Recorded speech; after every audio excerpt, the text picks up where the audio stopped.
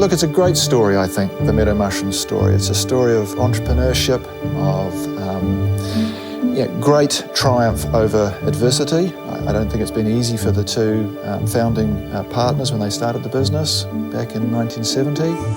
I would find it very hard to say where Meadow Mushrooms will be 20 years from now, for the very same reason as I would have been. It would have been impossible for me to have speculated where Meadow Mushrooms would have been 40 years ago. The reality is that I would hope it continues to be a successful, driven business, but it will not have the same astonishing roller coaster ride over the next 20 years. Roger Giles and he and I established the mushroom business in Cyprus and, of course, here. We met in England. He'd had his honeymoon in Cyprus, where he had an uncle, and he'd been taken around the old sandstone quarries that had been used in Greek, Roman, and Crusader times. It had the ideal temperature conditions and all the rest besides to hypothetically grow mushrooms. The Cyprus operation, which was established in 1968, was certainly very successful. By 1974, we were making a very useful sum of money. And of course, in 1974, the Turks invaded. The farmers, the front line, the community that served the mushroom farm, provided the labour, was seriously caught up in the fighting, the usual collection of casualties and all the disasters of war. In 1970, 4 years before the invasion, we had established the New Zealand operation. The consequence of the invasion was that my partner, Roger Giles, came with his family to New Zealand.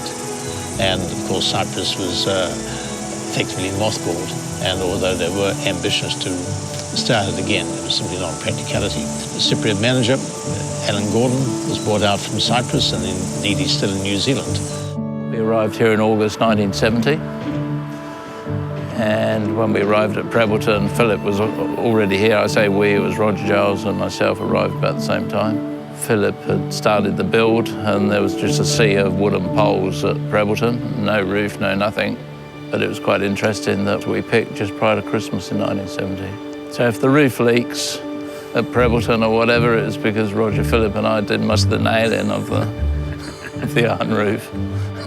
I think it's a testament to people who have a vision and a passion for mushrooms. I think that's really the history of Meadow Mushrooms over the 40 years, is having a vision and a passion to carry it out. My name's Kevin Woodham. I'm the manager at Emma Foods. We're a subsidiary of Meadow Mushrooms, and we were put there for the excess mushrooms.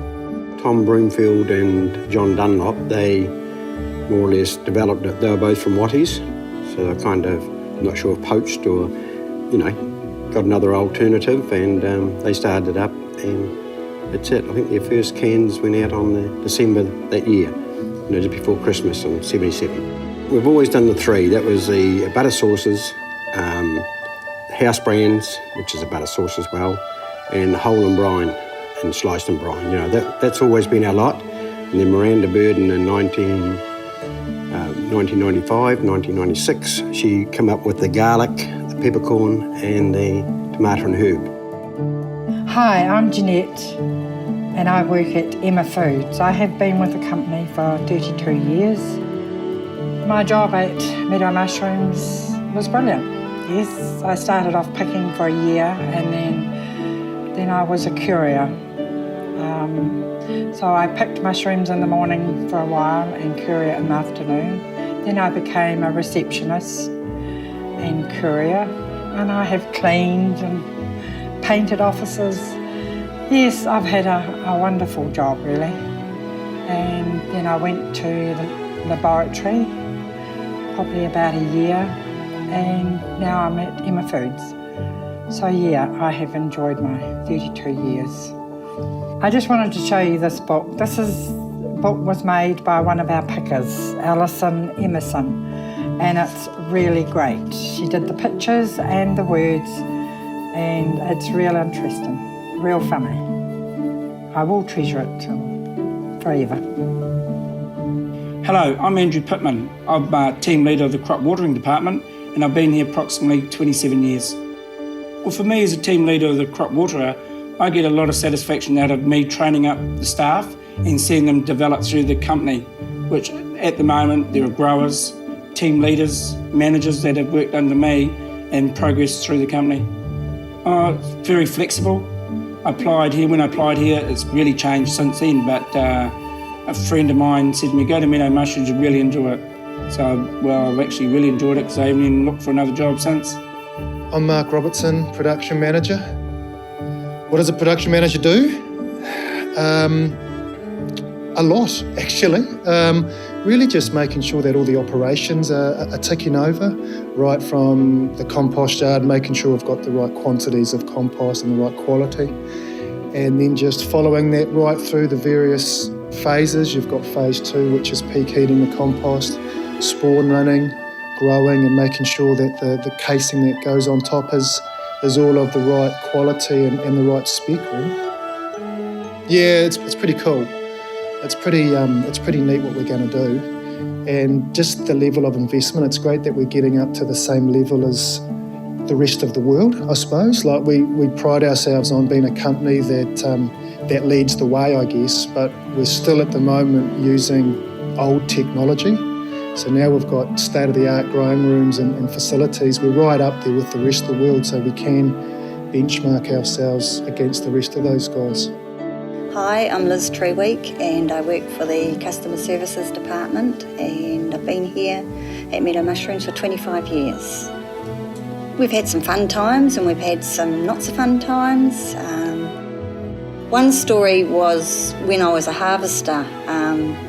There was a group of ladies wanted to go to the cup day. It was actually cup day and they weren't allowed off work, so they came to work all dressed up with their long frocks on and their hats and their gumboots because they had to go up and down the ladders as well. So they had their little cup day. Well, I actually started as an on-call picker, and I think from there they got a wee bit sick of me being there every day, not being called, because I wasn't sure whether I was supposed to go back until they said, no, don't come back again. So then I was made a permanent part-time harvester.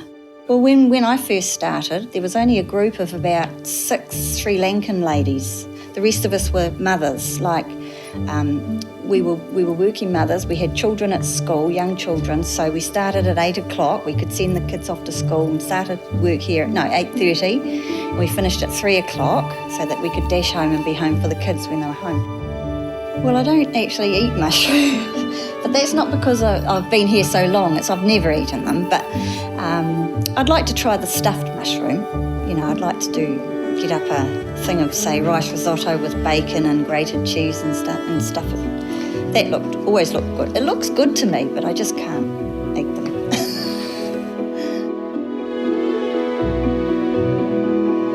Look, in 2003, we identified that the company needed to have a strategic plan, so we needed to look forward.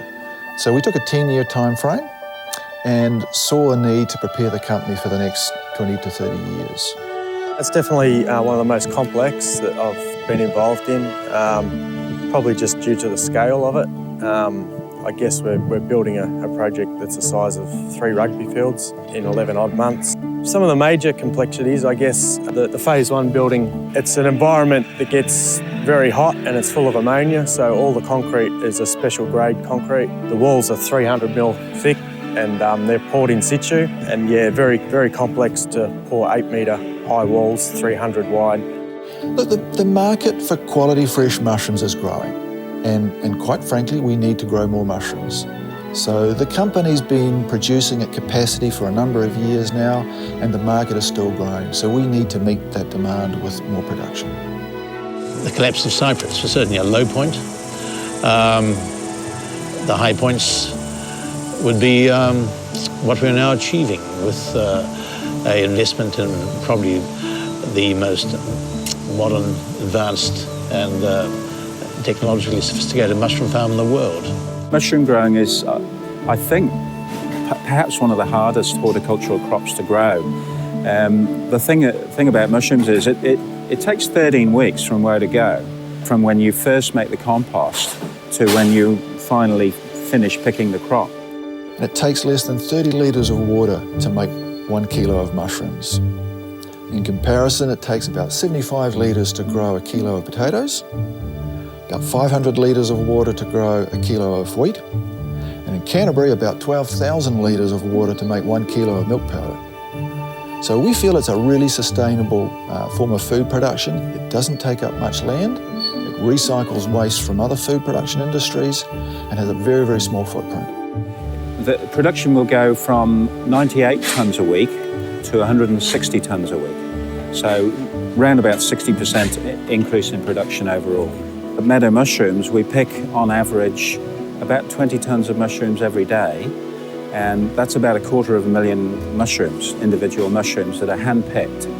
And so we come into work, we get all of these mushrooms picked and packed and off to the customer, and it's a huge challenge every single day. When Meadows first started back in 1970, the range, actually there wasn't a range, it was just white button mushrooms, and they weren't readily available. It was a rather spasmodic supply, and we've grown, watched international trends over that time, and now we have the array of mushrooms that we have on offer now, 40 years on. I think the big change is that with daily production and harvesting, mushrooms are more readily available. They're certainly affordable and they're so easy to use. Meadows is still a labour-intensive business. There's nowhere in the world where you can harvest fresh mushrooms other than using people. And our harvesters are some of our most highly skilled people. They've got to pick the mushrooms, grade the mushrooms, make decisions all the time. And so the owners, the management, everybody in Meadows enjoys the opportunity to create employment and meaningful jobs for New Zealanders. Our shareholders have supported the business to the extent whereby we can keep growing this business and we can keep job security for our staff, and we can keep expanding and doing more interesting things.